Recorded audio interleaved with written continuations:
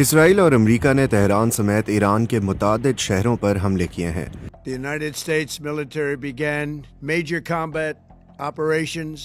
امریکی صدر Donald Trump نے ٹروتھ سوشل پلیٹ فارم پر 8 منٹ کی ویڈیو میں تصدیق کی ہے کہ ایران پر حملے میں امریکہ بھی شامل تھا، اور یہ کہ امریکہ نے ایران میں اہم جنگی کارروائیاں شروع کر دی ہیں۔ اس سے قبل اسرائیلی وزیر دفاع نے کہا تھا کہ یہ قبل از وقت حملہ اسرائیل کے خلاف خطرات کو ختم کرنے کے لیے کیا گیا ہے۔